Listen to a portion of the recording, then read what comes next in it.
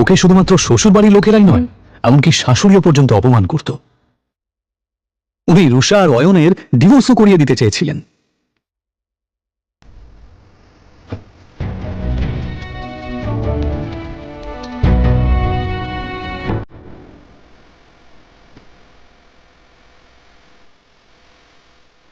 অয়ন, আমি এখন হোটেলে একজনের সাথে দেখা করতে যাচ্ছি।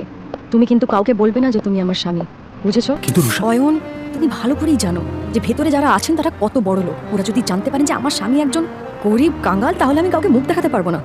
অয়ন নিজের স্ত্রী রুষার কথা শুনে চুপ করে যায়। এটা প্রথমবার নয় যখন রুষা তার দরিদ্র স্বামীকে অপমান করছে। এর আগেও অয়নকে অনেকবার সে অপমান করেছে।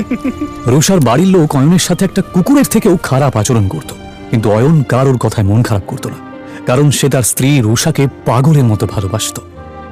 আজ রুষা তার ছোটবেলার বন্ধু রূপালী এবং আরো কিছু বড়লোক বন্ধুদের সাথে হোটেলে দেখা করতে যাবার সময় অয়নকে সচেতন করছিল। অয়ন, শেষবারের মতো বলছি, ভেতরে গিয়ে কোনো সিন ক্রিয়েট করবে না। ঠিক আছে, তুমি যা বলবে। হোটেলের ভেতরে বড়লোক বাবার বখাটে সন্তান প্রেম সেন, রাজ বোস এবং পারাস আগরওয়াল বসেছিল। আসলে তারা রূপালীর বন্ধু হলেও রুষাকে দেখার পর এবং তার রূপ দেখার পর অবাক হয়ে যায়। এটা কে রূপালী? এত সুন্দর দেখতে। ও ও আমার বেস্ট ফ্রেন্ড রুষা। অয়নের জামা কাপড় দেখে নাক মুখ মেকিয়ে পারাস জিজ্ঞেস করে, আরে সুন্দরীর সাথে বন্ধটা কে রে?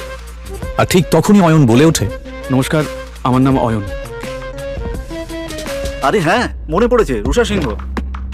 তার মানে আপনি অয়ন, যার সাথে রুষার বাবা সিদ্ধার্থ সিংহ ওনার মেয়ের বিয়ে দিয়েছেন। কি ঠিক বললাম তো রুষা?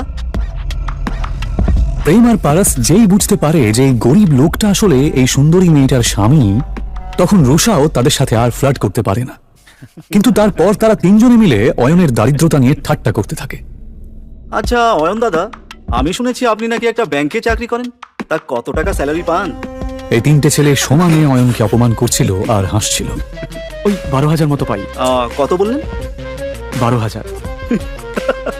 কখনো কখনো বোনাস পেলে 15,000 মতো হয়ে যায়। ভালোই স্যালারি পান আপনি। আমার জুয়েলারি অ্যাকাউন্টেন্টের স্যালারি অর্ধেক, তবুও আজকালকার দিনে এটাই অনেক। আচ্ছা পারাস, যদি তোর স্টোরে কোনো স্টাফের দরকার পড়ে তাহলে অবশ্যই অয়ন দাদাকে বলিস। ওনাকে দেখে কর্মঠ মনে হচ্ছে, আর আশা করি ওনার কাজ তোর ভালোই লাগবে। হ্যাঁ হ্যাঁ, নিশ্চয়ই প্রেম, নিশ্চয়ই। 20-25 হাজার টাকার চাকরি তো আমি ওনাকে দিতেই পারি।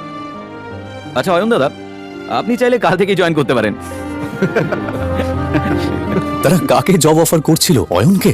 ও চাইলে তাদের তিনজনকেই কিনে ফেলতে পারত। অয়ন যে আসলে অয়ন রয় চৌধুরী এটা কেউই জানত না।